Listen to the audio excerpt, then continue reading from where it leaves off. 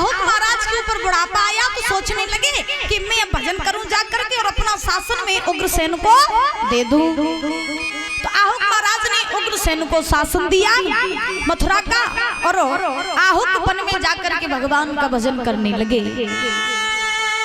उग्रसेन मथुरा के राजा बने। एक बात बताओ भैया, बच्चों को राजपाट देना बहुत अच्छी बात है दादा। अब कहा जाता है कि जब बाप के ऊपर बुढ़ापा आ जाता है तो बाप की जो धन दौलत होती है वो धन दौलत पर ऐश कौन करता है? बेटा। घर की मालिकी को कौन संभालता है? घर का, जोर के बोलो, घर का बेटा। पक्की बात। तो देखो, घर की मालिकी देना बच्चों को बहुत अच्छी बात है, बहुत बढ़िया बात है। हम तो कहते हैं कि बच्चों के कंधों पर बहुत जिम्मेदारी डालनी चाहिए। तो घर की मालिकी बच्चों को दो, लेकिन कब देनी चाहिए? जब आप ये पता कर लो कि मेरा बच्चा मालिकी संभालने के लायक है या नहीं है।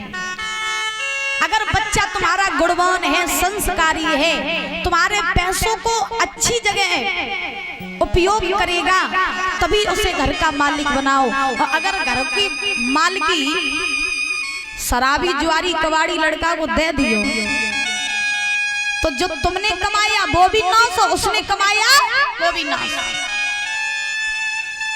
तो ये देखना चाहिए कि हमारा बच्चा राजपाट संभालने के लायक है या नहीं है।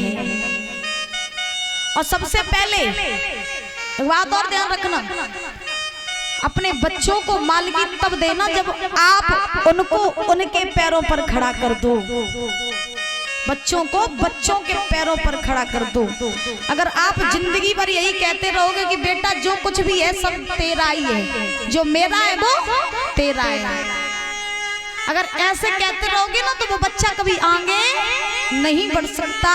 क्योंकि कहा जाता है लगा दे आग पानी में जवानी उसको कहते हैं, लगा दे आग पानी में जवानी उसको कहते हैं, और लुटा दे बाप की दौलत हरामी उसको कहते हैं। जो बाप की दौलत पर ऐश करते हैं ना वो संतान अच्छी नहीं होती है।